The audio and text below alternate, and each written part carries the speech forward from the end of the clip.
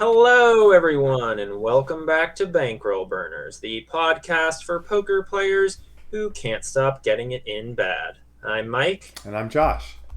and we are here, as always, to bring you some recently played, poorly played poker hands. Poorly played poker hands. That's good alliteration. And we're gonna do live blind reactions to them, and we're gonna try to see how we could have played them better.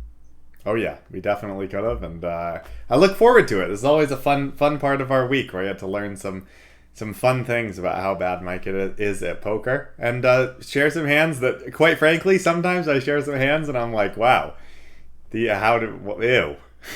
Yeah, for sure. I mean, the goal of this podcast is that we just feel terrible about ourselves afterwards. Yeah, So, I need to get knocked down a peg here and there. So absolutely. why don't you start us off this week, Mike, and talk us through. Let's start with some session info. I assume this is a 2-2 Jacksonville best bet. Your words wound. But yes, this is a 2-2 session. 5-10 at the lodge. Yeah, absolutely. I'm much too much of a scrub to play anything else at this point. Though I was playing 2-5 for a while, but we're back in the 2-2 streets. There's no shame. I mean, there is shame in that, but it's a shared shame. Much shame. I think I'll probably be trying to focus a little more on the lower stakes games, just because, I mean, it is a after work hobby, and I don't want to stress myself out. And also the 2-5 at Encore, Boston Harbor, does wind up being quite reggy most weekdays. So I would rather try and play it a little more opportunistically rather than like going from the 9 to 5 corporate grind to the 5 to 9 depression of 3 chops in orbit. All right, well, so yeah, I'll kick us off here with a 2-2 hand. This was from a very, very fun late night session, and we were running pretty hot at this stage of the night. Didn't necessarily run hot the whole night, but we were kind of on a heater here, so just some table image context, I suppose. And the villain in this hand is a young guy. He seems like he knows something. That's about all I would say about poker. Like, he's not like just like a drunk college kid. He seems like he knows some stuff. That's how I would tag him. And I'm sitting in the small blind in this hand. There's no straddle on, so it's just straight 2-2. And I'm looking at red kings. Okay, and what's the effective stack? The effective stack with me and the main villain is 350. There were some other stacks in the mix there. But, makes sense. So there's 4 limps. We got nice. under the gun +1, a middle position player, and I believe button. And then we over limp to trap the big blind? Yes, of course. No, so we make it 20. With red kings. Red kings. Okay. And under the gun +1, who is the main villain, call. Okay, so interesting that, I mean, +1, I kind of had a picture of someone who is maybe a little more competent than they are, given they limp called from +1. I wouldn't describe him as competent. I'd say he knows stuff. He's not just sticking buttons. But yes. Sounds good. So we're going 3 ways out of position to 2 players who both limp called. There's now about $60 in the pot. We got lots and lots behind. And what's the flop roll off? Flop is not very pretty. It's 8 of diamonds, 6 of diamonds, 5 of spades. Okay, so we got the king of diamonds, but overall fairly connected board. All right, and how do you elect to proceed here? Well, I check, but I wonder, and I think from a theoretical standpoint, this is probably checked like always. Probably it's probably one of those boards, but this is something Bart Hansen talks a lot about. Is in small stakes you can sometimes deviate from that and just bet these boards with strong hands with the intention of folding when the action goes crazy. Right, I've heard that saying, bet until you get raised. Yeah. On certain boards like this, and I mean that's interesting if you kind of think that the 2 guys, and obviously they did limp call pre-flop, so they're probably higher likelihood to just to play a little more face up and not do a ton of raising withdrawals or raising their range. They would guess they're not quite that aggressive given the pre-flop action. No, definitely not. So I'm kind of happy either way. I don't mind betting, kind of small, because obviously there are also a lot of hands we can get value from. There's a lot of like pair plus draws. There's a lot of, other over pairs below the kings that people would definitely be happy to limp call with. So, even top pair holdings for sure. People could be in there with like ace 8, honestly. So I don't mind it either way. I think we are happy to kind of check, evaluate, or happy to kind of bet. Maybe bet call, but fold to further aggression. Sure. I mean, would you think it would be this is something that kind of crossed my mind in game? If I were to check and then someone bet small, could I check raise this hand? I think you could. Overplay? I think you could. I think it kind of depends on the positions too, because maybe you're more incentivized to check raise if like you check under the gun checks and UTG +1 bets small. Because if you call, you're probably gonna let under the gun call with like hands, and there's so many ugly turns. But as we've said, before, we are out of position. It kind of sucks also to blow the pot out of position when there are so many bad turns. Yeah, so, on such a dynamic board, yeah. I think you would probably go either way. I don't think it's... I think we just probably don't want to release our hand at this point. That's all I would say. No, for sure. I mean, I think, look, if I bet and someone raises me huge, I think we could probably comfortably lay down our hand because we're either up against a straight, a set, or an insane combo draw. But right. I think that... I think it's probably fine to check call here. And anyway, what ends up happening, I do check. Under the gun checks pretty quickly, and then +1 cuts out $35 and puts it in the middle, which is about half pot. Yep. And I just call here. Okay. And does under the gun come along as well? No, under the gun. Okay. So I do think that's fine, and maybe in a game like this where people are maybe under bluffing and it is a little bit more ABC, I would lean towards betting just because kind of check calling the whole way out of position feels pretty bad. And check raising also feels bad just because like you don't want to, be sitting with like a pot size bet behind and have like half the deck be a bad turn card. It's just so dynamic and putting in so much money out of position. It's not like we would even buy ourselves a free card by check raising because we're out of position. There's no real way we can... No guarantee that we'll realize our equity, I guess I'd say. So I'm kind of happy check calling here. Nice to see under the gun fold behind us. This is probably and it probably would have gone a similar way if we bet 35 on the flop. It's a pretty high likelihood that it would, the exact same thing would happen. Yeah. Although I might even bet a little bit smaller. But I would probably take a smaller sizing. Yeah.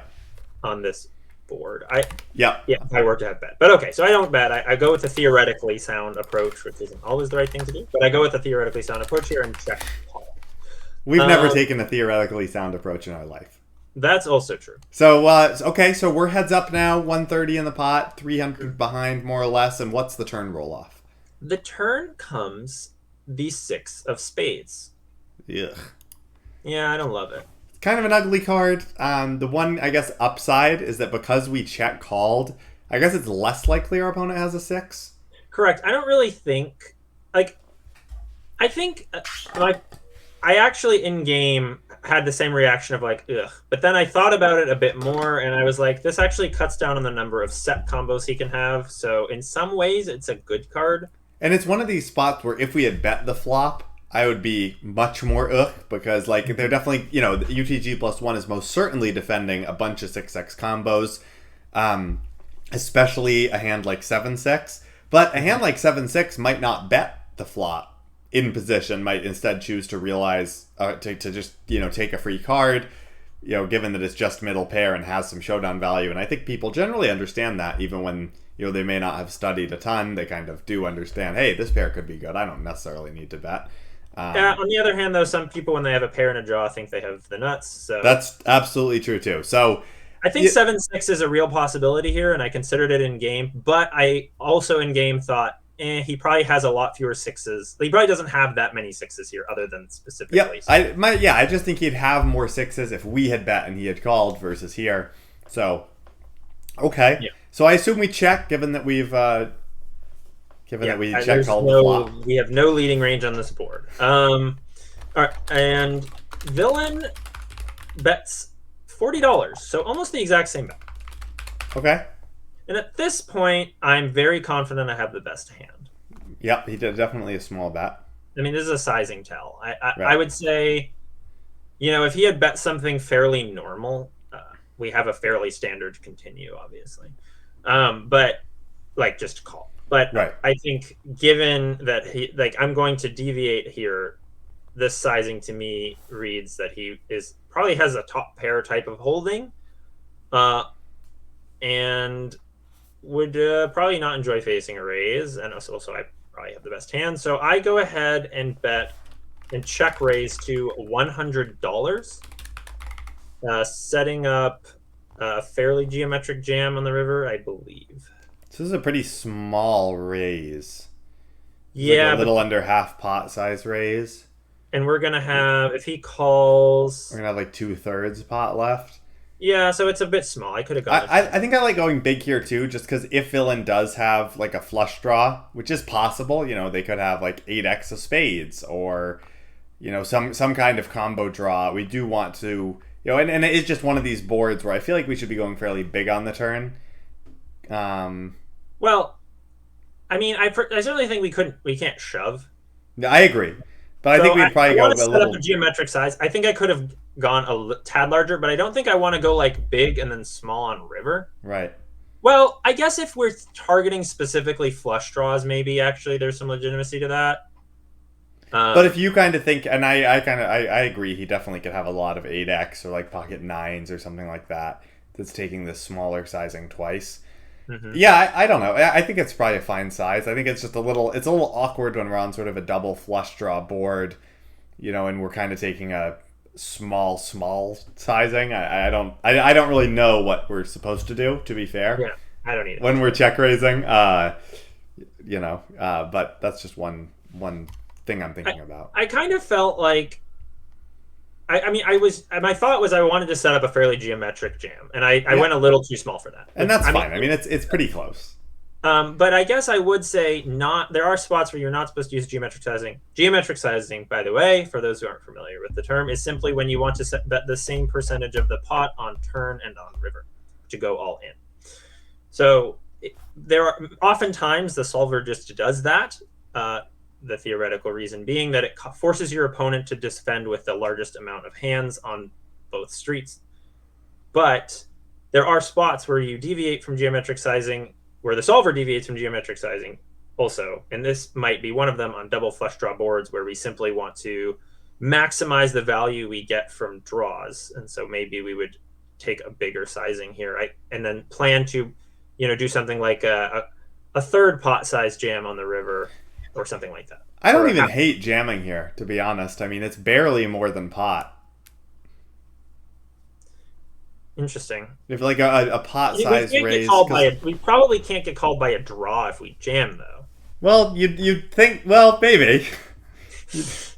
I don't know, but I also think if he has a lot of top pair, and especially, I guess I sort of an exploit I would make too is if you think he's got like a top pair type hand, like his size really says 8x or slight small overpair, then I think we do want to jam because we just might get paid off when like it's a double flush draw board, and we might not get paid off on a lot of scare card rivers. Interesting. Yeah, I guess I don't often find these like the stack depth thing is something I struggle with. Like there's certain stack depths where I really feel awkward with sizing. This is one of them because it's like a pot size raise would I think be to 250 here.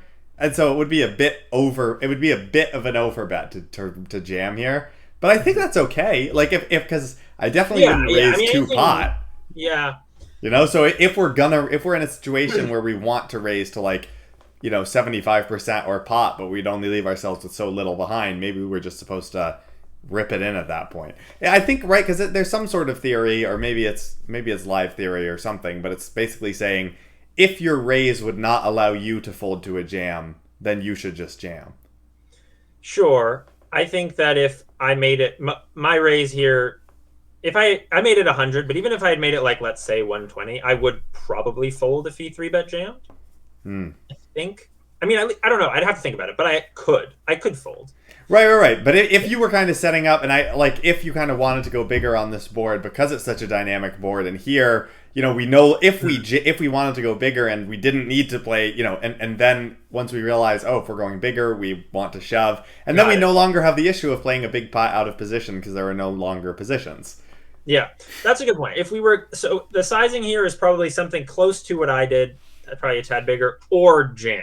Mm-hmm. But probably nothing. That's kind of the point you're making. It's like Yeah, exactly. I don't think it makes sense to go like 150. I don't know, like 150 or higher.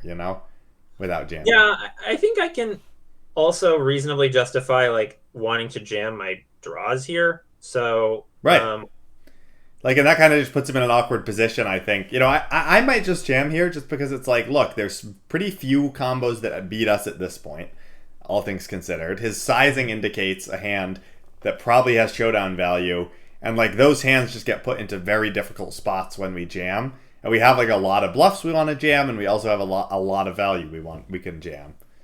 No, that's fair. Maybe I'd just rip it, but I don't know. I'm okay with a small raise and getting it on the river. I worry we might not get paid off when draws hit. No, but I think you're right. At the end of the day, I think I should have jammed here. I do like that line. I hadn't considered it. So, all right, but I just make this 100, and he tanks for a while, and then eventually calls. Okay, that's interesting. Yeah. It could kind of mean anything, because he could be like thinking about jamming, or he could be thinking about folding. Right. I don't read too much into this. I just was sort of surprised at the like length. It was a lengthy tank for like a turn. For like a small turn raise. Yep. Yeah. Anyway, the river rolls off a card that I really am displeased with, which is the 3 of diamonds. Okay, front door flush gets there, but not much. It doesn't affect much. We do have the king of diamonds. Yeah, I really butchered this river because I thought at the time I was like, this is a very dynamic card. Like it brings in the front door flush, which is, something he can have. I do have the king of diamonds. So I really thought about this card for a while. And as I was thinking, he said like, oh, if you check it, I'll check it back, which I hate when people say it to me. It always throws me for a loop. It's a good strategy to like confuse me to say that to me. Cause I'm just like, So I ended up just checking, and like is what I decided to do. But I don't think that was correct at all. Yeah, and I think especially I do think that's kind of a sign of weakness, because I feel like people often say that genuinely when I've experienced it, and that just means like we always have the best hand. Yeah, for sure. I think you can say it as like an angle, but most people don't. And I think the other thing I would say is I do kind of think that your read is probably right, your initial read on the turn, where you think small bet, probably mostly top pairs and over pairs. Certainly could be some flush draws as well, because as we know, people don't know how to bluff often. And just kind of think, I don't know how to bluff. How do I make him fold? I guess I'll just bet tiny and risk the least. But given his sizing is mostly like representative of an 8 or slight overpair, maybe we just like go with that and say, well, yes, he can have flushes here in theory if he like took a real sizing on the turn, but like let's just go with our deviation and say he really doesn't have that many because of the way he played this. And I think that's right. Would you jam here or would you block? I'd probably just jam.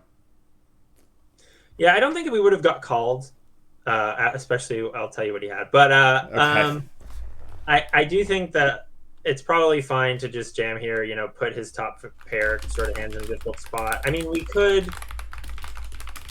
What do we have behind here? We have $200 in a $330 pot. So I don't know. You bet like 50. We might. Well, when he says like, "Oh, if you check it, I'll check it back." Maybe the exploit is like he really hates his hand, and so we could like the difficult thing to do with it is to make a really small bet where he can just be like, "I'll pay it off, fine." Yeah, I would not do that with many bluffs, but I guess you don't have to. You don't need many bluffs. Yeah, it's certainly not balanced at all. Yeah, I think if he says that, and I have I think when he says that, I can probably be sort of unbalanced and like jam bluffs. My bluffs. Yeah, I actually like that a lot. I'm just saying, if I check it back, all right, 50, and you just like call. Yeah. Okay. So I think I should have made a small bet. Like I really feel I don't know that jamming here is correct. Obviously, in theory, jamming is correct, but just him saying that. I Yeah. mean, it could be like, well, he's buying himself a cheap showdown, so we're being exploited by his speech play. So maybe We he's can cheap. leave theory on the flop. Yeah, exactly. So it's interesting. Like maybe we jam, but I feel like the correct play here from an exploitative standpoint is to just bet something very small, like $50. And what? So what's the reveal? We show our kings and villain. Shows us Jack 8 offsuit.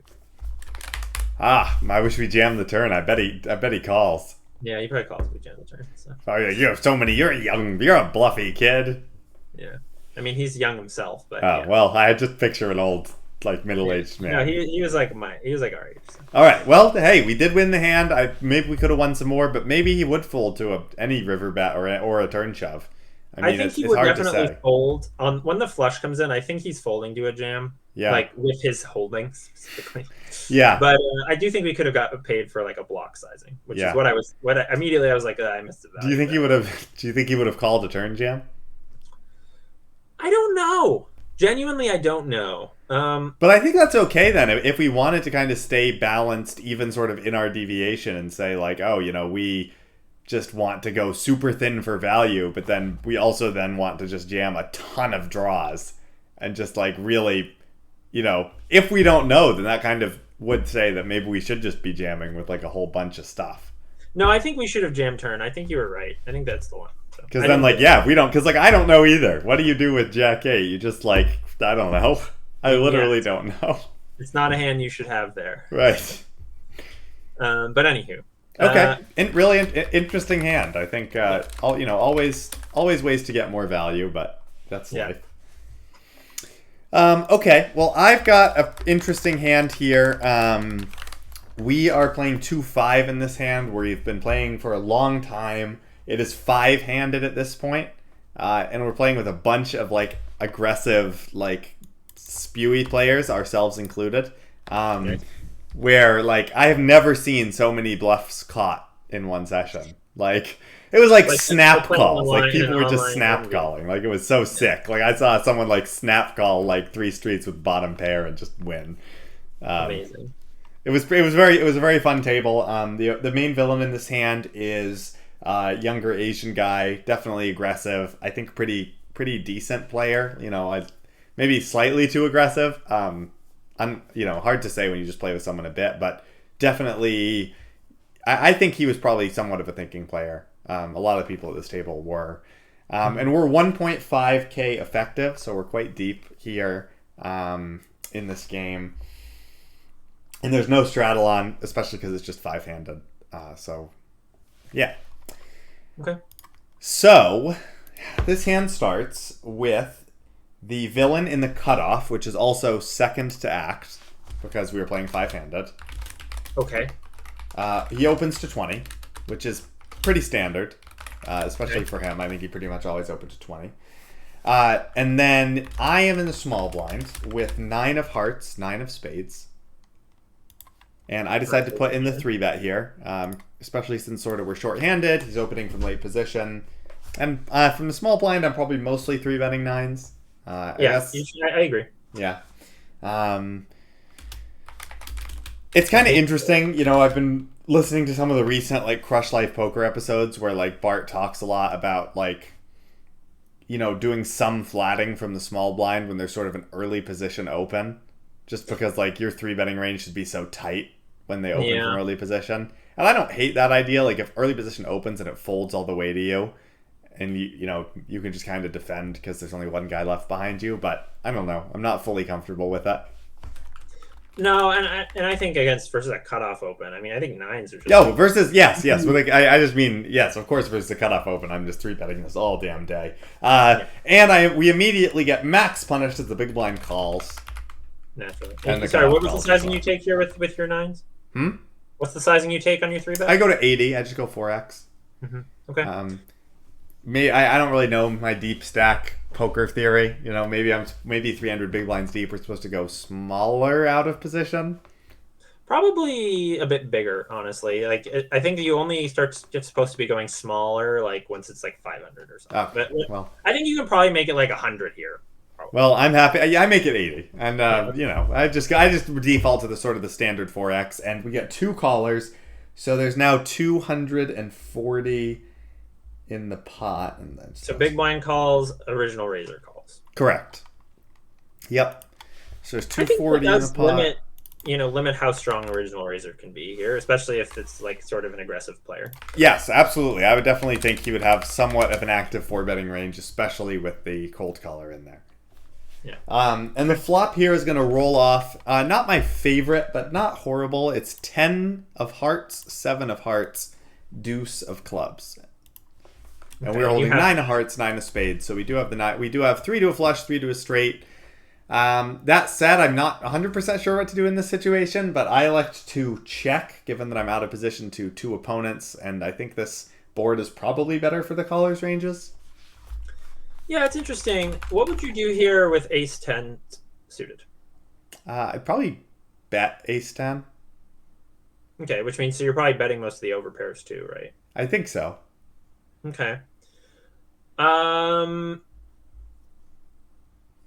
in that case, you're going to need to be betting with a lot. I mean, with a lot of garbage, probably like like if you have such a large betting range, you probably need like a lot of garbage to bet. So I would not be inclined to bet this particular holding. I think checking is good because like It's so it's middling. yeah, it's like smack in the middle of your range. So. Well, yeah, and I think if we go the other way and we don't bet a hand like ace 10 suited, which is possible, it might be supposed to be a mix. It's certainly possible that we could mix like ace 10, but bet a lot of overpairs and like check aces sometimes too. Like I do kind of like that. I like that theoretical balance of like checking aces on some boards where we want to check overpairs just because you don't need protection. Could you ever just like think of this board as a range bet?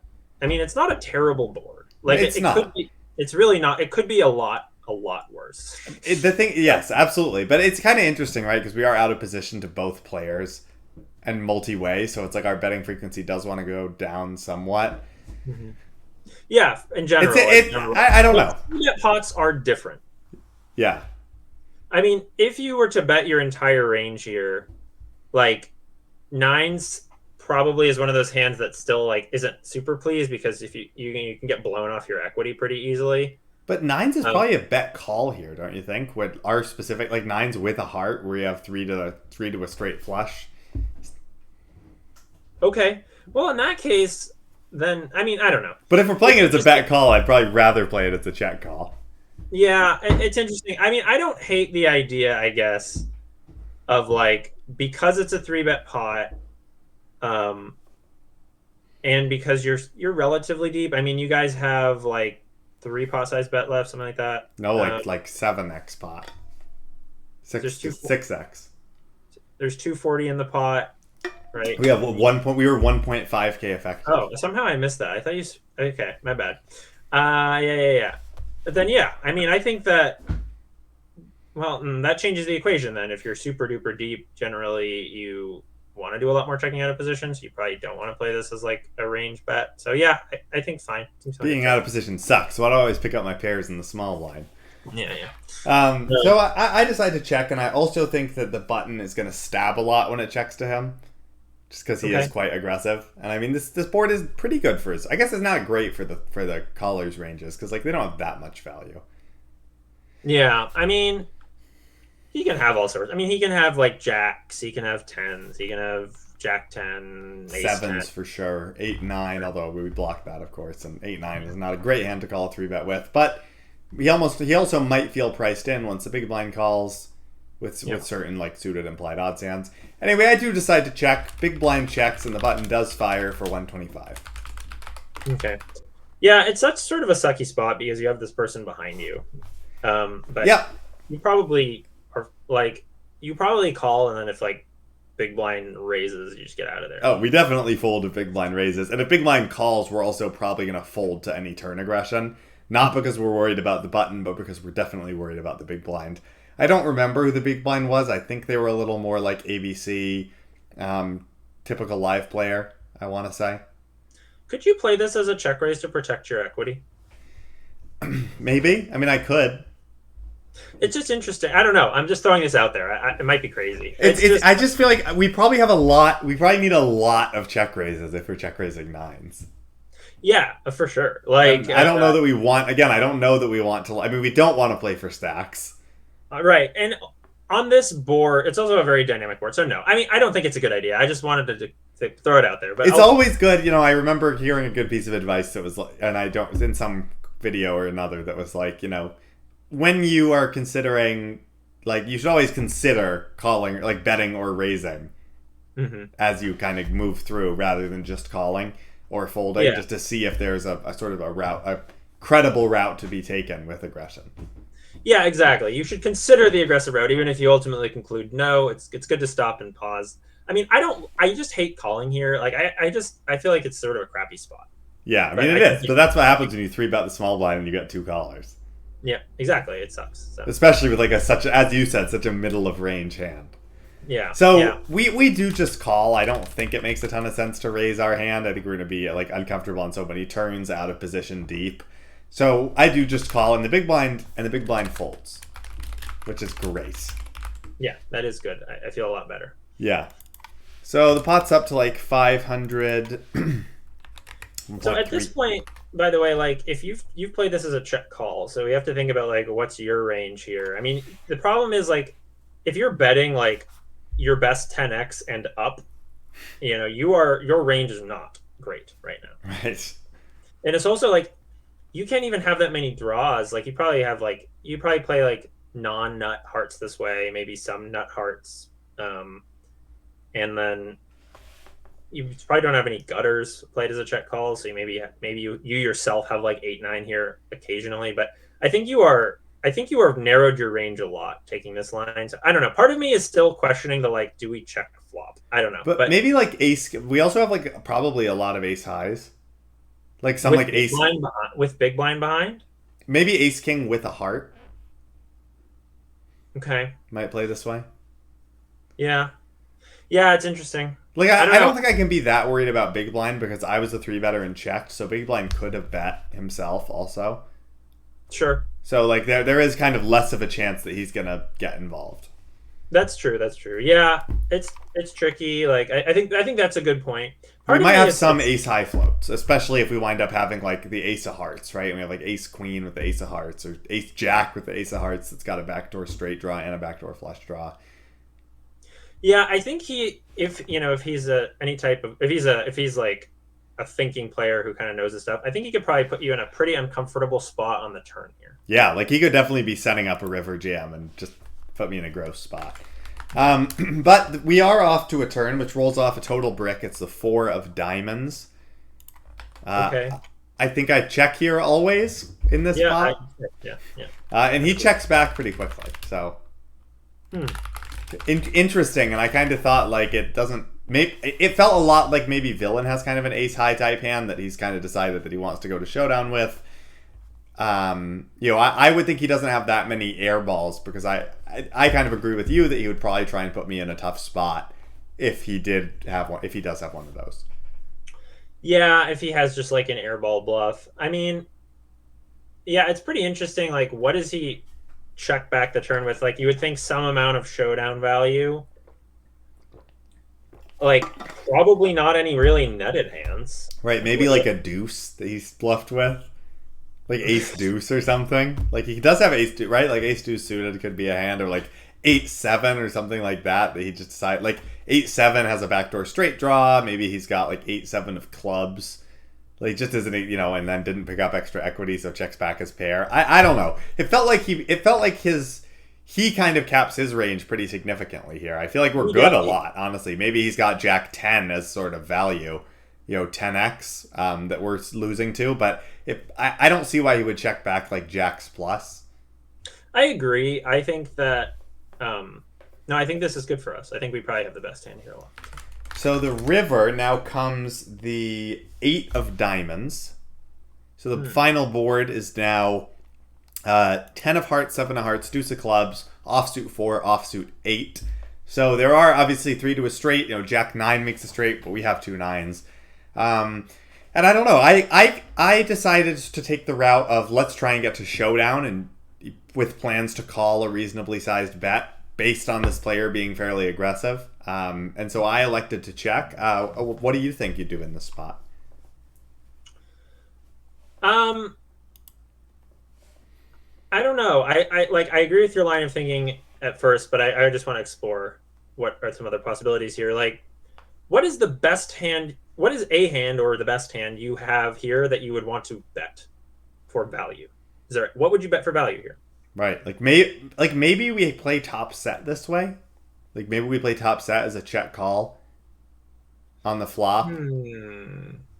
As sort of like to kind of balance our range and be trappy. Or maybe or maybe even aces. Like I don't know, maybe we play those hands to kind of in that manner to balance because they need the least protection, and like top set specifically just eats up a lot of the board. Yeah, although this is a board where there are a decent amount of draws that you get called by with top set. I mean, I don't like, I guess, doing a whole lot of slow playing as a general rule. Especially. Well, then maybe we want to. You're not going to check raise flop with like aces. You're really just going to play it as just a check call. I might check raise. I don't really know what I do on the flop. I think it's kind of a funky flop, where it's like I could take multiple avenues. Like I could check raise my overpairs. I could check call some overpairs. I could bet some overpairs. Yeah, I mean, you have so many like slivers of stuff here, but like, what is like the meat of your range? It's like nines, eights. Well, maybe we just play our whole range as a check here, or at least this sort of meaty middle part of like, decent ace highs, like ace kings as a check, nines, eights as a check. Like, I don't know about everything. Almost everything you show up here with has showdown value as played.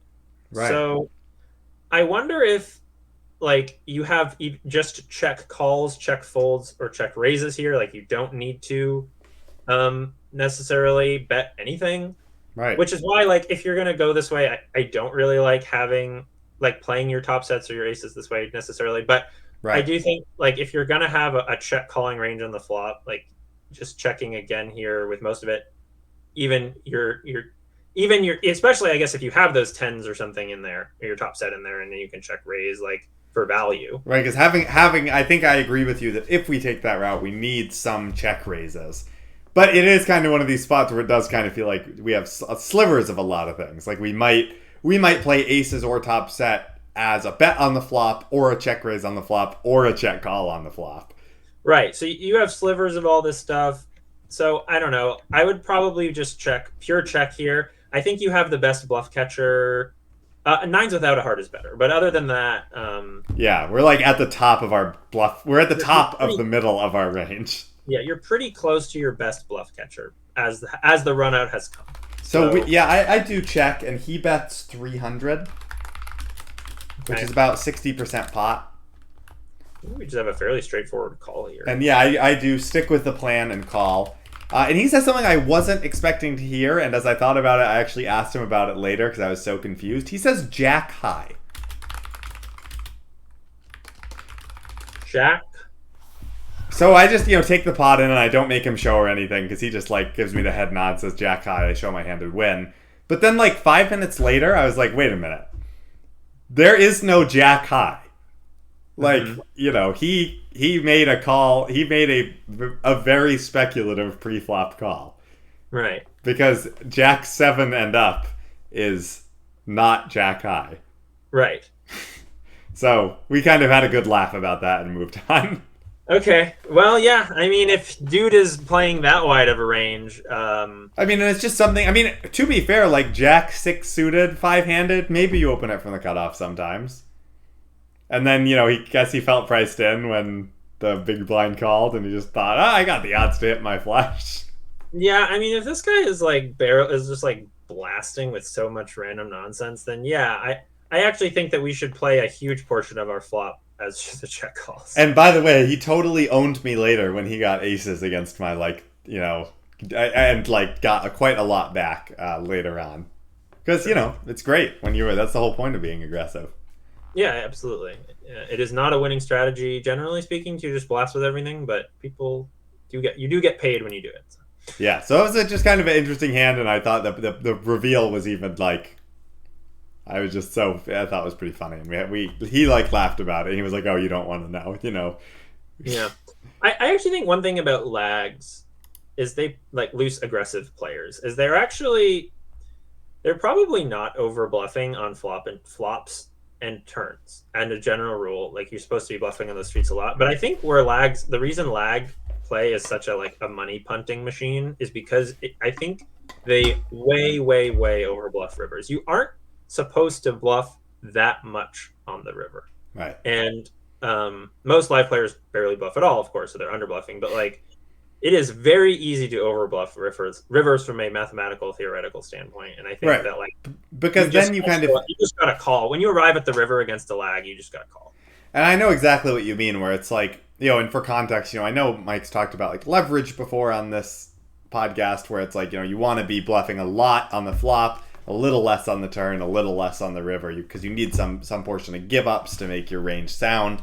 But when you get to the river, you can actually like kind of go back to just pot odds and think, when he's betting 300 into 500, that means he's risking like 300 to win 800, so he needs to be bluffing like, less than half the time. Yeah. Um. Yeah. They Like he needs to be bluffing wait. 35% of the time, Yes. right? And if he's betting all his jack highs, then he's given that he checked back turn and thus has a fairly tight and narrow value range, it is likely that he may be bluffing more than that mathematically sound amount. Yeah, it is kind of if you aren't arriving to the river with copious amounts of give ups easily available to you, you aren't bluffing enough on the earlier streets, or you need to give up a lot more than you do. And it's always so awkward. I mean, this is one reason why this is one reason why poker is a hard game, is because like you have to check other streets too, and it's like sometimes like when he checks back turn, it's like I get why. Then when I check river, what I have done is gone check flop, check call flop, check turn, check river. He looks down at his hand and sees jack high and says, "I can't win at showdown with jack high. I'm gonna bet." But it's just so weird when you check back one street and try and tell a story, a consistent story on future streets. So it's very interesting. Yeah, I think this is a pretty cool hand. I'd still back to flop, wondering like putting a villain's specific tendencies aside, like is this one of those weird spots where we're like supposed to range bet even into multiple people? We're supposed to just bet range because it's just so awkward to check to check and face a bet in that spot. It's so awkward, and I feel like we're really telegraphing by check calling, like we're telegraphing such a narrow range, and not maybe this villain isn't savvy enough to pick up on that, but some villains will. So right. Yeah. So anyway, all right. Well, it's good to think about, and I think it's something we can also kind of use the solver to kind of learn a little bit just by looking what would it do heads up with pocket nines on this board, small blind versus cutoff in a 3-bet pot. Is it betting range on a board like this in a 3-bet pot? Is it checking with like slivers of everything, or kind of, because that's kind of the solution we came to. It's like maybe we just take random hands and throw them in there, but that's also very hard to execute, and I'm not sure that I would do it correctly. Yeah, I would be interested to put it in the solver, but I will guess that it would in a heads up spot. I think this has to be a range bet because like we have the nut advantage and the range advantage on this board. Like it's not like there's no straight available, and but I don't think we have the nut advantage. We have fewer sets. I think we probably have slightly fewer sets, but overpairs are nut-ish. I mean, I guess maybe at this depth they're not though. So right. Anyway, yeah, it's interesting. Well, fun stuff. Let's leave it in the dust. Let's leave it in the dust. So I have a hand from today. I was playing a nice 2-2 session at the Best Bet Jacksonville. 2-2 $300 cap. It is really lively in there right now. There is a WPT circuit thingy going on over like this 2-week block. These like next 2 weeks or so, and Brad Owen's coming down to town. It's going to be awesome. But yeah, so there's a bunch of tournaments going on. So the games were good, and I was having fun. And in this particular hand, I am in the cutoff with Queen 10 offsuit, which is a hand that just I will fold a lot in this particular. You'll see what happens here, and I would fold this hand a lot, but I will not always fold it. I will raise it sometimes, and this was one of those times. So we get 2 limps from under the gun and +1, and I make it 15. So UTG and like middle position limp. Mm-hmm. What's our Queen 10? What suits? Queen of clubs, 10 of hearts. Yeah, I would probably raise here most of the time. I like Queen 10. Yeah, I mean, Queen 10 suited obviously is 100%. Yeah. I mean, these particular villains were villains I was happy to play some pots with, so I was kind of just looking to get clubs, 10 of hearts to 15. Yeah, I do like Queen 10. I mean, you can't really go wrong with Broadways, like in position. You know, I mean, you can go wrong, but yeah, you can. You can definitely go wrong. But I'm probably betting I'm probably raising most Broadway combos in this configuration.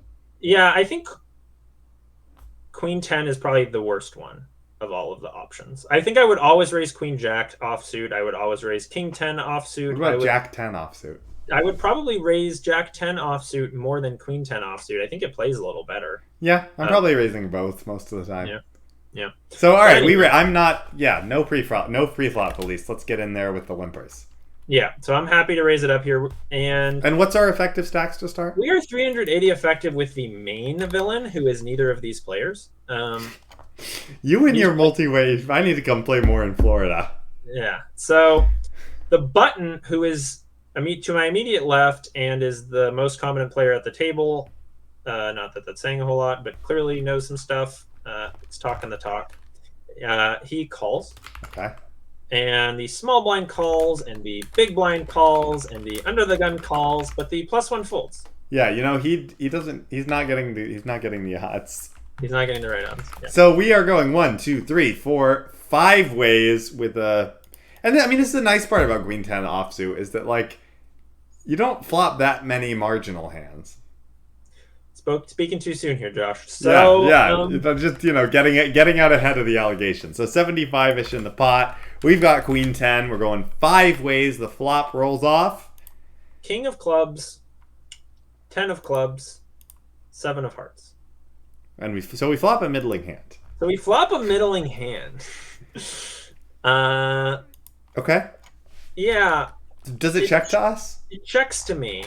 What do you think here? I think we check. I agree. We have like nice backdoor equity. We have backdoor straight draw. We once again have 3 to a straight flush. Yeah, agreed. I think it is hard to make. I think there are a lot of. It's hard to make a nuttish hand. Like obviously, yeah, I can make a straight flush, but like being realistic, it's hard to make a nuttish hand here, with my specific holding because like if I get a straight, it'll be a 1-card straight, right? And it'll be a non-nutted straight, very likely. And if I make a flush, it's the second nut flush, but again, it'll be a 1-card flush. So I don't know. I think it's a little uncomfortable. I don't love this spot. I do decide to check.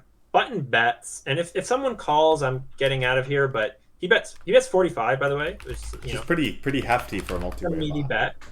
And it folds back to me, and I don't think I can fold here. So. Yeah, and I think you probably can call if one other person calls. Like, I don't know. I also think kind of I hear what you're saying that yes, it would be like a 1-card flush or a 1-card straight if we make it. But I think that the equity doesn't necessarily mean like it's not even from an implied odds standpoint. It just like adds equity where it's like, and it also like it kind of aligns with scare cards, I guess is what I'm thinking. Where like if a card like the Ace of Clubs rolls off, I feel like the button is going to do a lot of checking back, which also kind of allows us to realize our equity. You mean if the Ace of Clubs were to come on the turn? Yeah. If the Ace of Clubs were to come on the turn, I think we'd get to see the river a lot, and so that kind of like lends itself towards like actually realizing our backdoor draws. Interesting. That's a really interesting point. I hadn't thought about that. Like, this you're saying it's a fairly dynamic board, basically. Yeah. So, and we're not expecting Like, so I guess we should be more allowed. Are we more allowed to realize our equity on dynamic boards in general? I don't know. It probably depends on player type and like what. It probably depends a lot on a lot of things. Yeah. um, That's good. That's a good answer. yeah. Anyway, but quite possibly like backdoor equity because like if the flush completes, villain, or I guess villain really should like be checking back a lot of turns, regardless of whether like it introduces a second flush draw or completes the front door flush or whatever the case may be. Like villain should be checking back more. But anyway, we don't have to deal with that, thankfully, right? Because it does just fold to you. But it's just a kind of an interesting point. Yeah, and I also think another thing here, like, given the pre-flop action, like, villain's range here can't be that... He cannot have anything that strong. Like, the best hand he can have here is, like, pocket sevens, which we have quite a bit of equity against. So, not quite. Maybe that's maybe we're going a little too far. Not drawing dead against pocket sevens. It's true. Much more likely villain has something like a king, which we do have a lot of equity against. So. Yes. Although there are some reverse implied odds if he has like king queen. Also true. Like if we hit a queen, we really don't want to hit a queen in some cases. But anyway, let's see what actually does happen. So we make the call because it's just us, which of course we do. We should. So there's like now we have about 2x pot behind, right? Pot's around 160. We have like 320. That is, yes, that's right. And the turn is, and what's the turn? The turn is the queen of diamonds. So you're making good predictions here. I did say we can't find ourselves in marginal spots. Yeah, we did. We can't with this. You did say that. All right, you're making terrible predictions here. So we make two pair. Of course, Broadway comes in. So that's a factor. I don't see villain having like a whole mess of Broadway straights here. Yeah. So certainly, like, I mean, we can look at like King X hands. A lot of those King X hands do start to be paired up. I mean, there's of course, King 9 is a pair and a straight draw. King Jack is a pair and a straight draw. But then like King 10 is two pair. King Queen is two pair. It probably doesn't have Ace King. I don't think this villain would ever have Ace King here. And I guess he could have Jack 9. Like that was double gutted on the flop. Jack 9 was double gutted. So maybe if he flats with Jack 9 suited from the button, then he might bet it. And similarly, Queen Jack is now paired up. Yeah. So I don't know. It's definitely interesting. Like I don't really think this, even though this card gives me two pair, I don't think it is that good of a card for me. Right. Probably just means we can't fold. Yeah, right. So, and that's kind of, so I certainly am not check. My thought was I didn't want to like check raise here. Right. That's kind of what I was thinking. And he goes ahead and bets 125, which is a pretty hefty bet. So is there any merit to donking? Why? I don't know. I mean, I think we do have like a nut advantage on the flop, but I guess we don't call with like any. Well, would we check call with Ace Jack? Once it folds back to us, probably, yeah. So I mean, we have Ace Jack, we have pocket kings, we have pocket queens. We probably have more King Queen if you think villain is fairly competent with 3-bet some amount of the time with like King Queen suited type hands. Mm-hmm. So given that we, as you kind of said, I agree that, the best hand he can have is pocket sevens. He can certainly have some King 10 and some King Queen, possibly some Ace Jack, but I don't even know if villain would be betting Ace Jack also.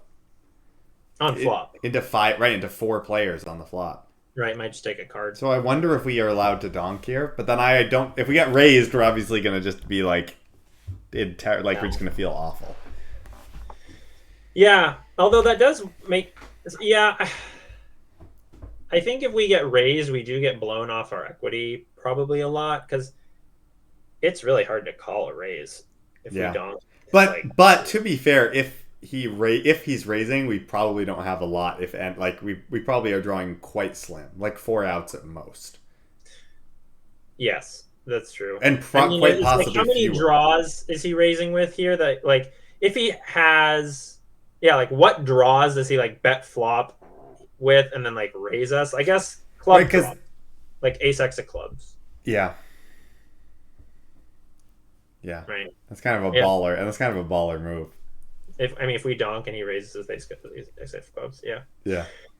I don't know. I mean, I just want, and it's possible that the answer is no, or like not with this hand. Also, like this might just be a firm check call, because it is kind of like I get it. I know what you're saying. It's not great. Like it's like yes, we have middle two pair, but like we have middle two pair. mm-hmm. Like maybe we can donk some like ace jack and like higher two pair and maybe even some sets. If we think that this is going to get... I'm just kind of thinking this card could get checked back quite a bit. I know that didn't happen in this scenario, but like if villain has a hand like queen jack or club draw, they might kind of be scared a bit by like the prevalence of Broadway cards. Whereas they might call with queen jack. Oh yeah, queen jack, sure, queen jack specifically, or a club draw most likely.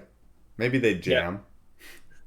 Yeah, I don't know this villain very well. I could just, he was talking strategy at the table, so I could. So maybe our hand isn't real poker words, so he's probably watched some videos. And I don't know. This is kind of a thinking out loud, but it could be, maybe our hand, and maybe even if we do have a leading range, this hand doesn't belong in it. Yeah. So like, if we have pocket queens here, like, are we supposed to lead? I guess like my worry here is I think that this card a lot of times improves villain's hand. Like, if villain has a king X holding, which is the most likely holding on the flop, this probably improves that hand a lot. Like, there's just not a lot of like queen. Bad king X, I guess. Only if it's king queen though. Because like king jack, it doesn't improve king jack. Yeah, that's true. Here you're right. So king queen, yeah, it improves that. Yeah, I don't know. Leading is interesting. I could see saying like we can allow too much equity to be realized in position here when we have nuttish hands, which we can a decent amount of time. We can have queens, we can have king queen, we can have, and we want to play for stacks with those hands. Yeah, absolutely. We can have ace jack ourselves. We can probably have some jack nine suited ourselves. So yeah, I kind of like the idea of leading actually. Does this hand go in the leading range? Well, maybe it's a lead fold, whereas like it's like the bet fold. Whereas like king queen and up is a bet call. Mm-hmm. And obviously we can have some bluffs, like we can have some flush draws that we didn't raise with that we chose to check call with on the flop. Maybe some like 8-9, although 8-9 is kind of crappy because it's not really an open ender. Yeah, but it is interesting to think about this because I know it's something I never think about in game, and maybe this is just a leak for me, but like I never notice the spots where like I'm the pre-flop aggressor, but I played the flop passively, but now a card gave me the nut advantage on the turn. That's like such an unusual sort of spot, but I think it's a good thing to pick up on. I've been trying to just integrate leading a little bit more in certain spots where like the card, changes something in my favor. Like I did finally implement it where I like the middle card paired on the river. You did it. Middle card paired on the river, and I like let out and got and got some extra value that I think I would have missed otherwise. So always kind of interesting to think about because I'm like you. I have never really thought about implementing it or had an idea how to implement it, but I've been trying to think about spots where my range wants to do that. Yeah. Okay. Well, I like leading here, but I don't. I check. Okay, and he bets 125, and I assume from what we talked about, we don't necessarily want to play for stacks with this hand, so we just call. Yeah, so you don't think there's any merit to like jamming to get called by flush draws here? We could jam, but I don't know that it's the best. We could jam. Because like if he has a flush draw, he will call a jam. I think he has to. Yeah. So, and we can also get called by like. There's like pair plus straight draw type. King jack. I don't know if queen jack is calling a jam. It's probably. Well, it might. It probably isn't supposed to because it can chop a lot if it makes it. Right. So I don't know. I think there probably is merit to jamming where there's not that much behind. And maybe we just like maybe we are just supposed to like because the SPR is so low. Yeah, I mean, my thought in game was like there are a lot of like blank rivers, which is true. Like basically any non. Well, first of all, I don't think he has a lot of clubs. So I was basically just like I really didn't think he had a club draw here that often, but he has some. But I thought for so like a club is not a brick. It's not great for me because he Right. could have some clubs. But like most cards under a 10 are a brick, Yep. and of course a queen or a 10 gives me a full house. And a king is probably good. Yeah, it's probably bad for me. Very bad for me. King's bad for me. But Yeah, we'd actually lose to Queen Jack also if King came off. yeah. So a king is bad, but There are a lot of bricks. I agree with you, but I yeah. think, I mean, the issue, I mean, yes, there are a lot of bricks, but like, we still might miss out on value. Like maybe we are just supposed to go super thin here and just rip it and, get called by enough draws and pair plus draws and stuff like that in this range. Yeah, here's what I'm learning from all these calls is like I'm not jamming enough on turns. And I'm jamming Um, too much in general sometimes. all right, well, you're spaz. Um, but Yeah. yeah, yeah. I don't know. I think it's interesting. I think there's merit to jamming. I also think like we can value own ourselves definitely sometimes, but But the other thing is, if we call, there's gonna be like 500 in the pot and like 200 behind, so we definitely have to call Brick Rivers, right? oh, 100%. My plan was to call Brick Rivers. That was my thought. I was like, I can Okay. call Brick Rivers. There's a lot of Brick Rivers. But like, are we also calling Club Rivers? Probably probably we have a club. I don't know that super matters here, but So we're like calling most rivers, except we're probably calling like a most. nine or an We're not ace. going to call a king. What's that? Yeah, a king, a nine, or an ace. Yeah. So that was my thought. I was like, I can check call most rivers. That was why I chose to check. But I guess I wasn't thinking in the moment like, well, is he going to just own me by checking back something that I could have got value from? Right. But like, I guess given his chunky turn size, you would think he was planning to go for it on most rivers with whatever he kind of had. Right. So I'm okay with calling and like evaluating river too. Yeah. I don't know. At the end of the day, I did land on check call with the plans to check call most rivers, Yep. except the ace of clubs, which is what comes up. Ugh. Yeah. So there's 415 in the pot, not 515, right?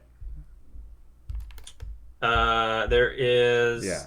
Okay, yeah, because we put in 250 on the turn. Plus 160 before. That makes 415, Yeah. not 515. I'm good at math. Yeah. I mean, either way, we're gonna get like 3-1, a little better than 3-1 on the river. Like, River is the ace of clubs. Gross. so here's a question: is our hand so bad now that we should bluff with it?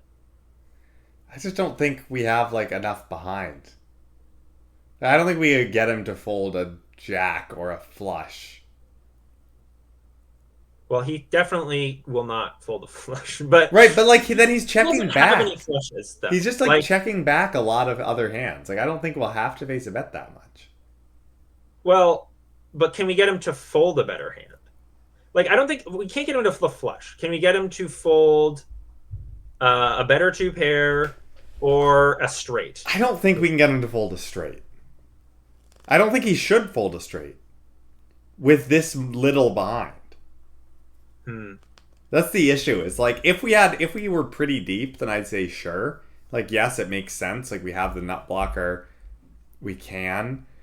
Like, But he can't really have a flush here. Is sort of the thing. Like, because of the ace of clubs came. Like, what flush does he have? I think he can have some like suited connectors. 8-7, 9-8, 7-6 of clubs. Yeah, that's true. But like, that's it. And he might. I mean, a club draw containing a 7 might not bet the flop all the time. True, but we know people like to play Yeah, pair and absolutely. flush draws too aggressively. Yeah, I don't know. It's interesting. I know what you're thinking, kind of with having the nut blocker. Like, do we just go for it? I just am worried that we don't have enough behind. Because, like, I remember the last time we talked about this, the kind of hand in question, the shove on the river would have been like a big overbet as like a put all your hands into tough spots and maybe even get some folds from like flushes and sets and stuff like that. And Yeah, yes, villain could fold sets, but as we've said, like with this board, there is one set he can have. Yeah, he There can just aren't have. that many two pairs, as we've said, like king queen and king 10, and there's just not many combinations left. So I mean, he could have tens if we weren't blocking it so hard, also, which is another thing in favor of our hand. so I think I guess like I kind of want to check fold here. just does it ever go like check and we win? Does that ever happen, or is this Yeah, just like I mean I think so. Maybe opponents got like right because they can have king 9, king 8, as you said. yeah, that's like it, I guess. That's pretty much it. But it Yeah. also just sucks. Like I think like that we also just have to accept like wow, this river card really sucks. We like are gonna lose this hand now out of position. Yeah. Yeah, I think from a range perspective, like we don't really have that many flushes here anyway. So Right. it's probably not even that credible. Because we probably have more nut flushes than anything else too. Hmm. So Yeah, I don't know. Yeah, you're right. So like I just love like we're blocking tens here and we have the nut blocker, but yeah. so did you Uh, wind up jamming? No, I've checked. Okay. And he snap checks back Oh, all right. and shows king jack of spades, so we lose to the straight. All right. I knit. Yeah, I can't believe you checked back. I know. I mean, Do you ask him what the solver would do? I like to needle people when they talk strategy sometimes. yeah, I should have asked what the solver would do. When they like talk strategy and like scare away the fish, sometimes it's fun to just like needle them when they just like miss like the most obvious. Like how I feel like he just has to jam here. Yeah, I mean he's just trying to get called by like anything that is not a flush, which I have so few of. Right, but like a crying call with like a slow played set or something like that. Yeah, or just I mean my hand, like a hand like my like king queen, or Yeah, like ace queen or ace king. I don't know. yeah. Ace king, you could certainly. I mean, you might have. It's another slivers scenario. I would probably have like if I had like ace king with obviously no club. So like I might have some ace king here. Yeah, I That's don't very know. I don't think we'd call ace king no club. Well, we can't have a club, obviously. But Yeah, yeah, but it's interesting. I do think that close. a jack. I mean, I do think there are so few flushes out there that you have to play a jack with half pot left behind is like the nuts. yeah, I agree. I think he's supposed to jam. It's probably like I don't have that much here that can call the jam. But Right. what the heck? What do I want to have here other than a flush that I would call with? Right. Like, It's kind of weird. Like maybe you have to like defend with like some hands like king queen that like block jacks. But then like queen 10 is one of those. We even have yeah, a club. I mean, So it's like maybe my queen 10 is hand. supposed to be like a call. Yeah, like my hand is like, well, I block the nut flush and a set of tens, which I shouldn't. And jacks, like jack X, like queen jack and jack 10. Yeah, so like maybe my hand is actually supposed to be called on this river. Yeah. Um, Because like otherwise I feel like he can just like blast like everything. yeah, it's a pretty gross spot. I mean, Really but, like but that's my point is like you can't sometimes the river rolls off and you're just like, wow, that is the worst river in the freaking deck. I just can't win now. yeah, And like that's okay, that's okay for that to happen. of course, yeah. What he told me, which I don't know if I believe him, but he was like, I would have snap folded if you jammed, and I was like, interesting. That's why I was like, interesting. I don't know. I think he's just like mad. Did you show your hand? I mean, he tabled his immediately. Right. That's why I'm I wondering. would have snap folded if you jammed. That's what it was like in one sentence. So like, I was like, I don't know. I think maybe we're just supposed to. I don't know. I think the crux of the hand is on the turn. Just because of how dynamic the board is either donking or just trying to get it in. Yeah, I mean, getting it in there is interesting. Like, I mean, we started the hand, of course, like almost 200 big blinds effective, so it's like, Yeah, but it wouldn't have been. It would have been like a half pot jam.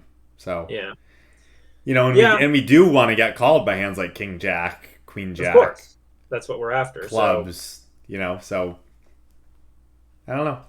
Yeah, like we're basically only value owning ourselves in that spot versus like king queen, which you shouldn't have that much of, pocket sevens, which you shouldn't have that much of, and like ace jack, which you shouldn't have that much of. So like I think it's probably fine, and we're also like pretty much never drawing dead, so Right. it's a good spot to get it in, I think. Well, yes, I wouldn't agree with the last reason because like a lot of the times we're drawing to like 4 outs is pretty close to dead. Okay. You know, like we don't have a lot. We don't have a lot of outs. Yeah, 10% equity. Well, look, I think there's a big difference between 10% equity and 0% equity. Yeah, 10%. Yeah, exactly. Well, I think it's interesting. I do like the way you played the river. I do think we definitely are supposed to check the river, and just like sometimes we beat like some random stuff, and sometimes we just lose a lot, and like we just really sucks how bad that card is. Yeah. Well, okay. All right. So I guess I didn't want to donk jam there. So all right. All right. So last hand. Thanks for bearing with us as we continue to just prattle on. But Josh, imagine you're a viewer of this video and you've been listening this whole time, and you're like, "Damn, this is such great content. These guys make me feel so much better about my poker game. I'm not as big a donk as them." What would you do, Josh? I would comment, and subscribe to the Bankroll Burners channel on wherever you're listening, YouTube or Spotify. I think that's a great suggestion, so I'm just going to leave that there. All right, go ahead with your. I appreciate the plug. Well, we are back at Encore, Boston Harbor, at the tail end of just a depressing session. We are, as evidenced by us being $500 effective with the main villain. Things are going great, I promise. We just got moved to a new table, so we have very few reads at this point. Our table just broke. But I've seen this villain before. I think he's relatively solid. Plays a lot, definitely a reg, and I think has definitely done some studying. Decent player. This villain is going to open up from UTG +1 to 20. The cutoff calls, and we look down in the small blind at red kings. Yeah, small blind red kings. All right. Yeah. And we raise it on up to $100, which is a 5x, so that's 4x plus the cutoff call, and only the original raiser calls. Nice. Love it. Seems like it's going to be a smooth sailing hand. No difficult decisions ahead. Well, how wrong you will be. So we're already getting quite shallow. You may notice we've got 225 in the pot and only about 400 behind at this point. So one of these lovely awkward stack sizes we've talked so much about. And the flop is going to come out a very dynamic flop that of course starts with an ace in the window, ace of diamonds, queen of hearts, 10 of spades. And I decide to start into this pot of about 225 by betting 50. And I'm not sure what you do here because I don't like that at all. Okay. I don't like that at all. Okay. I'll say because this board, I think that you just have an utterly insane nut advantage on this board.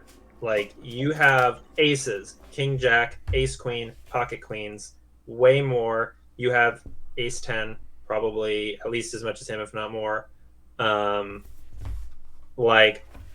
I really think that this is a bet huge, which it's a 3-bet pot, so you don't need to go like crazy huge, but like you bet quite large on this board, or I think you check. And I think pocket kings is a check. Now it's interesting you say that because I decided to run this hand through the solver because it was a heads up hand, and I thought, hey, it's a great opportunity to use this resource.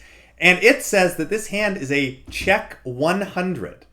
Really? From our spot. So both of us are really dumb. And I think part of it, well, yes, that should go without saying. But I think I think it's kind of interesting because part of the reason I think is because his range is supposed to be quite condensed because like he raised from early position and then we 3-bet. Obviously there was a cold caller in the middle. I don't really know, obviously we could go in and change the pre-flop ranges if we wanted, but I just let it kind of roll with its default stuff. But like he can still have like a hand like pocket queens and ace queen, like some amount of the time. Like especially because my raise is so big and we don't have that much behind. He probably, you can probably reasonably expect the cold color to fold a lot of the time because they're just not going to be getting the implied odds with a lot of their like cold calling hands. True. So it's just interesting that I was surprised to see that it was a check 100 hand, and so we can now safely leave the solver by the wayside and ignore it for the rest of the hand because we have now deviated to a spot where that doesn't exist. I'm kind of curious though. Did you happen to run the sim a little further and see if it check raises much? I didn't get a chance because, like, you know how our solver works, would have had to like redo the whole thing. Yeah. But I'm sure that it does have quite a robust check raising range. Like, I'm sure it wants to raise aces, queens, like, you know, king jack, and then, you know, I'm sure that there are some good I was kind of thinking there are plenty of good bluffs here, like queen jack, jack 10, hands like that. They're like low pairs and gutters. Yeah. No, I have a question for you though about your hand specifically. Okay. If you check and he bets, are you ever good? No, I mean, probably not. Yeah. This might be a check fold. You might have a check raise bluff with your pocket kings. You think but I don't know if pocket kings is a good bluff either, because like I do think we have a lot of other bluffs. Like I don't know. Bluff the nuts and ace king. Yeah. Heavily. But then like what is he betting? Like if he bets and we're not good, then like what else is he betting? He can have ace jack. Is he betting ace jack? He probably supposed to, right? I don't know. Does he even have ace jack? Suited, sure. Maybe. Yeah, I mean, probably. I mean, but also could be betting ace 10, ace queen. Right. So don't I would rather have blockers to like queens and tens, don't you think? Interesting. And then like have a hand like king queen, queen jack, jack 10 that has the same gutter, but also like blocks some of the. I don't even. He probably would bet ace king, but it's kind of interesting that like. Well, what are the hands that he would bet fold here? As kind of a question is like probably ace. Would he bet fold ace king? Is a sort of a question. I doubt it. Probably not, right? I doubt it. You'd have to say no. Right. I mean, what is he? First of all, like, what is he supposed to bet fold, and then like, what are players actually bet folding? Is sort of an interesting question. Right, because like, I'm sure he's supposed to have like some weird arcane air balls, you know. Like, well, he can have the similar hands that I was saying is my bluffs, like a hand like Jack 10. He could probably bet as a bluff. But like, what is he bet folding for value here? Right, that is a good question. What I'm trying to figure out. Like, probably Ace Jack is supposed to be a bet fold for value. Yeah, that's what I would think. Like, but maybe he's just supposed to check back like a lot of his hands too. Possibly. It's weird. Yeah, I don't know. It's very weird. Like, I'm pretty interested in like what the solver would do in this spot, but I actually think learning that our hand is a check 100 because not our hand, our range. This board, our range is a check 100 because villain can have so much strong stuff is interesting. Because like our 3-betting range out of the small blind, I guess, is quite polar. Should be polar because we're 3-betting from the small blind, and so we just have like all of our. Like we have a lot of middling hands and misses, like all our like the wheel aces and like suited connectors are like not super comfortable, whereas his calling range should be pretty tight. I actually thought small blind was supposed to 3-bet linearly. Am I wrong about that? I think you're supposed to bet. I think you're supposed to 3-bet more polar small blind because you don't want to take like middling strength hands and be always out of position in a bloated pot. You just fold like. But like I'd rather right, yeah, you just fold a lot. Yeah, which is right, like because like from the button you want to be linear because you are happy to play big pots in position with all sorts of hands because it's very easy to realize your equity with a hand like King Jack offsuit. You know, where if you flop top pair, you can kind of elect to check back some flops, some turns, some rivers, but you can never do that in a small blind. Interesting. Okay, well, yeah. So if you have like a very polar range here, like checking. I guess it really disguises your hand quite well, I guess. I mean, it also sucks because like if you bet here with like your ace fives or whatever, you can get blown off your equity so easily. Right. So if you're not betting those hands, you probably don't want to bet anything, I guess is the logic. And that also means that this hand can, it probably just depends on how many bluffs we have, right? Because it means that our specific hand like definitely doesn't need to be a check call. Because we have a lot of like ace of like weak ace X to check call. And so then it just kind of depends. Do we have better bluffs to check raise, or do we just like fold this? I think that like you could probably check raise this sometimes as a bluff. I mean, Yeah.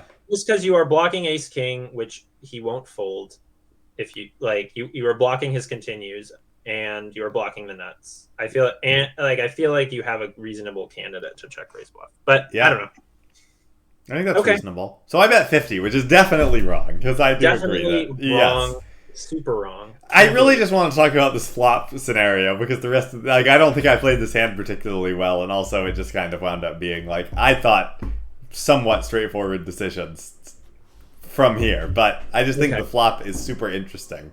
Kind of Yeah. thinking about the composition and learning that I'm actually supposed to just check here all the time. Yeah, it's really interesting. I wouldn't have guessed that. I mean, because like so few 3-bet pots are like check 100. Especially ace high.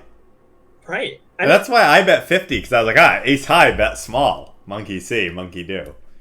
Yeah, I think if you have ace king 10 here, I bet it's like bet huge or check. Yeah, because villain really shouldn't have aces or kings, but they can have queens. And ace queen. But they Right. shouldn't have that. They should have less ace king Right. than they have ace queen. Okay. All right. So yeah. So, wanted to give you that brainworm. I bet 50. Villain calls. Okay. Sucks. Yes. I mean that sucks. Like you're like, what do you think? This adventure is over. Yeah, Turn. 7 of hearts, which introduces a backdoor flush draw. We do have the king of hearts. The queen was a heart for reference, so it's not even like we have the nut blocker. We decide to now check Seems smart. because I'm like, well, this sucks. Villain bets 50 himself. Okay. And maybe this would have been a good time to just rip it in his face as a bluff. I think so.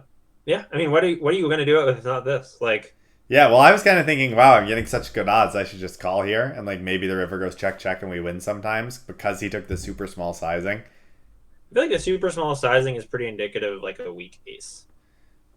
Right. That's interesting. Like, do you think the river would? Do you think if we call and it goes check check on the river, do we ever win?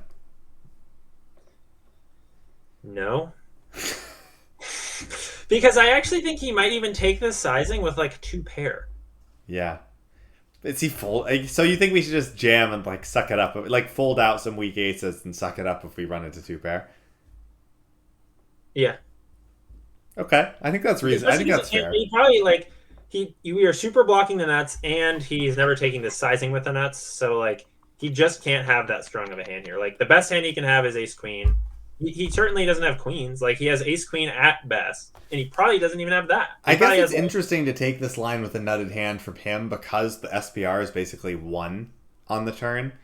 So maybe he just bets super small to keep a lot of try and keep a lot of my hands in, and then jams river or to like induce. Yeah, that's fair. Which I don't know if he's doing. Yeah, he's giving him a lot of credit, but yeah, it's possible. Yeah, so I don't. So I decide to call. Yeah, I can't imagine that. I just don't know how you win if it goes check check, which probably means it's going to go check check and you're going to win. But like, I'm just saying I don't know how it's possible. So. Not so fortunate this time. Unfortunately, the river bricks out. We check and he jams. And we can't fold fast enough. Yeah, but it's interesting. It's interesting that you say that you think he might like that sizing is kind of indicative of a weak ace because I don't really think that's the case when he jams river. I agree. I think that's pretty interesting that he jammed river. So it feels to me as sort of an afterthought. And in game, I was just kind of like, well, I feel like I'm not good here on the turn, but like maybe I'm good sometimes. He's betting so small that like we're almost getting direct odds. Like actually, we might have been getting direct odds. When he bet 50 into 325, we need to be good less than 1 in 8 times, and we had 6 outs possibly. If you're assuming your kings are yeah. So like that's I don't know, but maybe if that's the case, we should just rip it and take advantage of the weak sizing. Yeah, but then it's interesting because then he jams rivers, so I'm like now it definitely feels like it's not 1 pair or maybe ace king. Yeah, I really wonder what he had. That's quite curious that he jammed. Right. And so that's why now I kind of think that he probably had like King Jack, Ace Queen, Pocket Queens, Pocket Tens or something, and He was just decided milking to it. bet small to keep my range wide and then jam river for a better price. So that I kind of have to call if I have a hand like Ace King. Hmm. Interesting. Yeah, that's pretty curious. I would not have expected him to jam. I would expect it to go check check and you lose, Would you but get curious enough to call the river? no. I mean, I don't understand what he could possibly have that we beat. Right. Like some weird suited connector hand that he like. But like I But just like, played why this would he only hand bet quite 50 poor. then? Like I don't know. It's a weird post flop dynamic. Like, but maybe we're just supposed to like check jam or check jam flop or check jam turn or something. I mean, could he have like hearts, missed hearts? That's the only thing I can think of. Is like, would he ever just like take that small sizing with like hearts on the turn and then Yeah, we jam? have the King of Hearts too, which is means like he doesn't have that many heart draws. But like, why if he was just going to take such a small sizing with hearts, why wouldn't he just check back? Right, and it's I just don't think he has that many because I don't think he should have that many small suited connectors. Calling the like big re-raise, leaving like a 2x SPR. Especially because the turn is a seven of hearts, right? So Yes, so he'd have, yeah, so and he's like, probably shouldn't have 8-9. So it's pretty much like Jack 10 or 10-9. yeah, I don't know. That's curious. I'm like, It I is wouldn't it is call. very curious, but like obviously I was like I'm not gonna call. Like Yeah, I'd probably fold and like maybe offer him $10 to see his hand. yeah, I should have done that. Yeah, because I'm just like, what the heck? Like not even about like wanting to like exploit him later. Like I just want to know like what anyone would take this line Right, with. it's kind of Yeah, weird. yeah, It was definitely curious. But anyway, fun flop scenario. Less fun hand result. But you know, as we've blathered on for long enough, don't want to keep it going for too long. yeah. Thank you so much, everybody, for tuning in. As always, we really appreciate it. These are some fun hands. So let us know in the comments how you would have played them differently. Would you have checked jammed with Queen 10 as a thin value on the river? Would you have checked jammed with Red Kings for thin value on the turn as a bluff, or on the or actually earlier in the episode for value? So we have so many check. This is the episode of check jam turns. So let us know how you feel about check jamming the turn. And yeah, thanks so much. Thanks everyone.